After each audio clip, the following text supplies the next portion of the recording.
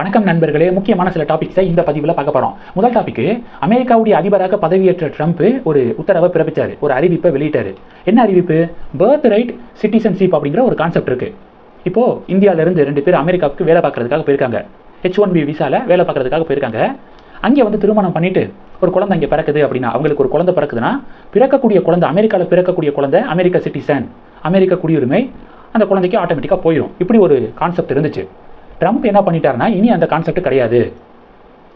வெளிநாடுகள்லேருந்து அமெரிக்காவுக்கு போய் அங்கே வந்து குழந்தை பெற்றுக்கிறாங்க அப்படின்னா, பிறக்கக்கூடிய குழந்தை வந்து அமெரிக்க சிட்டிசன் கிடையாது அப்படின்னு ட்ரம்ப் ஒரு அறிவிப்பை வெளியிட்டார். February 20 இந்த புதிய அறிவிப்பு அமலுக்கு வரும் அப்படின்னு ட்ரம்ப் வந்து அறிவிச்சிருந்தார்.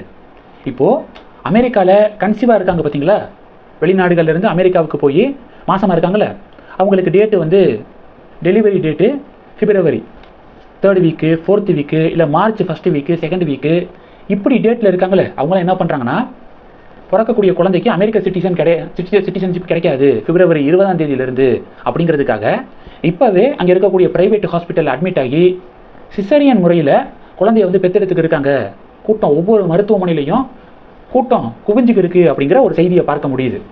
இப்போது ட்ரம்ப்புடைய இந்த அறிவிப்புக்கு எதிராக கோர்ட்டில், அமெரிக்க நீதிமன்றத்தில் கேஸெல்லாம் வந்து போடப்பட்டு, டெமோக்ராட்டிக் பார்ட்டி இருக்காங்களே அவங்க கேஸெல்லாம் போட்டு, இப்போ அந்த கேஸில் அமெரிக்க நீதிமன்றம் என்ன தெரியுமா பண்ணியிருக்காங்க, ட்ரம்ப்புடைய இந்த அறிவிப்புக்கு இடைக்கால தடை விதிச்சிருக்காங்க. ட்ரம்ப்புடைய இந்த பர்த் ரைட் சிட்டிசன்ஷிப்புக்கு எதிராக அவர் ஒரு புதிய அறிவிப்பை வெளியிட்டிருக்காருல்ல, இது அமெரிக்க அரசியலமைப்பு சட்டத்துக்கு எதிரானது அப்படின்னு சொல்லிட்டு இப்போ இடைக்கால தடை விதிச்சிருக்காங்க அமெரிக்க நீதிமன்றம். இது டாபிக் 1. டாபிக் 2 என்ன பார்க்க போகிறோம் அப்படின்னா, சீமான் வீட்டை முற்றுகையிட போகிறோம் அப்படின்னு சொல்லிட்டு பெரியாரிஸ்டுகள் நேற்று ஒரு போராட்டம் நடத்தினாங்களே, அந்த போராட்டத்தில் கலந்துக்கிட்டாங்களே, அதில் ஒருத்தங்க பார்த்தீங்கன்னா இப்போ பெரிய பேசுபொருளாக மாறி இருக்காங்க. யார் அந்த ஒருத்தங்க? சில நாட்களுக்கு முன்பாக கோயம்புத்தூரில் உடையாம்பாளையம் ரீஜியனில் ஒரு கோவில் பக்கத்தில் பீஃப் பிரியாணி கடை வந்து ஒருத்தங்க போட்டிருக்காங்க. பாஜகவுடைய OBC பிரிவை சேர்ந்தவர் அங்கே போய் கோவில் பக்கத்தில் அசைவ உணவை எப்படி வந்து விற்கலாம், வேற எங்கேயாவது கடையை மாற்றிக்கோங்க அப்படின்னு சொல்லிட்டு அவர் ஆவேசமாக பேசியிருந்தார். உடனே இவங்க என்ன பண்ணுறாங்க அப்படின்னா, இவங்களுக்கு இந்திய கூட்டணியை சேர்ந்தவர்கள் ஆதரவு தெரிவிக்கிறாங்க. அது எப்படி பாஜகவை சேர்ந்தவர் மிரட்டலாம் அப்படின்னு சொல்லிட்டு காவல் நிலையத்தில் புகார் கொடுக்குறாங்க. காவல்துறை என்ன பண்ணுறாங்க அப்படின்னா, பாஜகவுடைய நிர்வாகிக்கு எதிராக வழக்கு பதிவு செய்கிறாங்க. உடனே உடையாம்பாளையம் கிராம மக்கள் ஒன்று கூடிடுறாங்க. கோவிலுக்கு பக்கத்தில் மாமிச கடையை எப்படி வந்து போடலாம், பீஃப் பிரியாணி கடையை எப்படி வந்து போடலாம், கடையை வந்து இடமாற்றுங்க அப்படின்னு சொல்லிட்டு மக்கள் போராட்டம் நடத்துகிறாங்க. பாஜக நிர்வாகி மீது வழக்கு பதிவு செய்யப்பட்டுச்சு பார்த்தீங்களா, அதை கேன்சல் பண்ணணும் அப்படின்னு சொல்லிட்டு, ரத்து பண்ணணும் அப்படின்னு அந்த கிராம மக்கள்லாம் ஒன்று திரண்டாங்க. இந்த செய்தியை நம்ம கேள்விப்பட்டிருப்போம். நேற்று சீமானுடைய வீட்டை முற்றுகையிட்டு பெரியாரிஸ்டுகள் போராட்டம் நடத்தினாங்களே, அதில் அந்த பீஃப் பிரியாணி கடை போட்டிருந்தாங்களே கோவில் பக்கத்தில் உடையாம்பாளையத்துக்கிட்ட, அவங்க பெரியாரிஸ்ட் நடத்திய போராட்டத்தில் பங்கு பெற்றிருக்காங்க பாருங்க அப்படின்னு சொல்லிட்டு பாஜக புகைப்படங்களை ஷேர் பண்ணுறாங்க.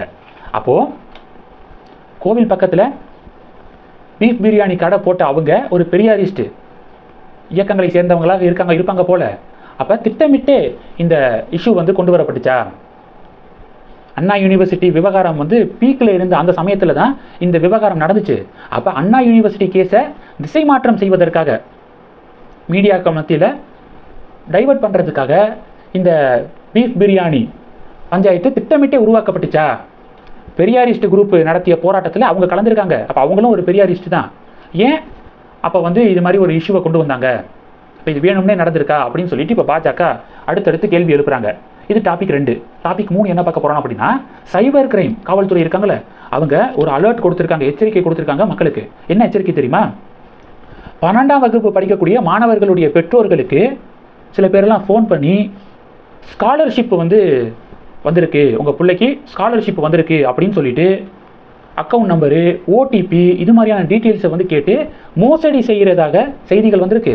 அதனால் யாராவது உங்களை தொடர்பு கொண்டு ஸ்காலர்ஷிப் வந்திருக்கு அப்படின்னு சொல்லிட்டு தொடர்பு கொண்டு அக்கௌண்ட் நம்பரு, OTP இதெல்லாம் கேட்டால் தயவு செஞ்சு கொடுத்துடாதீங்க, மோசடி பேர்வழிகளாக இருக்கலாம் அவங்க அப்படின்னு சொல்லிட்டு இப்போ சைபர் கிரைம் காவல்துறை அலர்ட் கொடுத்துருக்காங்க. இது டாபிக் 3. கடைசி டாபிக் என்ன பார்க்க போகிறோம்? நேற்று நம்மளுடைய நேதாஜி சுபாஷ் சந்திர போஸ் அவர்களுடைய 129வது பர்த்டே அப்படின்னு சொல்லிட்டு அந்த செய்தியை நான் நேற்றே சொல்லியிருந்தேன். இப்போ பாஜக என்ன சொல்கிறாங்கன்னா, ஏன் நேற்று தமிழக முதலமைச்சர் ஸ்டாலின் அவர்கள் நேதாஜியுடைய பர்த்டே பிறந்த நாளை முன்னிட்டு அவருடைய உருவப்படத்துக்கு மாலை அணிவித்து மரியாதை செலுத்தக்கூடிய எந்த ஒரு புகைப்படங்களும் ஏன் வந்து வெளியாகலை? நேதாஜியுடைய பிறந்த நாளை முன்னிட்டு பிறந்தநாள் வாழ்த்து சமூக வலைதளத்தில் கூட ஏன் வந்து ஸ்டாலின் அவர்கள் தெரிவிக்கலை முதலமைச்சர் இப்படி அப்படின்னா துணை முதலமைச்சருடைய சமூக வலைதள பக்கத்து போனாலும் நேதாஜி சுபாஷ் சந்திர போஸ் அவர்களுடைய பிறந்த நாளை முன்னிட்டு உதயநிதி ஸ்டாலின் அவர்களும் எந்த ஒரு பதிவும் போடலையே. ஏன் போடலை? அரசு பணிகள் இருக்கீங்க, நாட்டுடைய விடுதலைக்கு மிக முக்கிய பங்காற்றியவர் நேதாஜி சுபாஷ் சந்திர போஸ் அவர்கள். ஏன் அவருடைய பிறந்த நாளுக்கு எந்த ஒரு பதிவும் வரல உங்க சைட்ல இருந்து அப்படின்னு சொல்லிட்டு பாஜக இந்த கேள்விகள் எழுப்புறாங்க. இப்போ இந்த டாபிக் பெரிய டாக் ஆஃப் த டவுனா மாறி இருக்கு. இந்த 4 டாபிக்ஸை பற்றி உங்களுடைய பார்வைகளை மறக்காம கமெண்ட் பண்ணுங்க.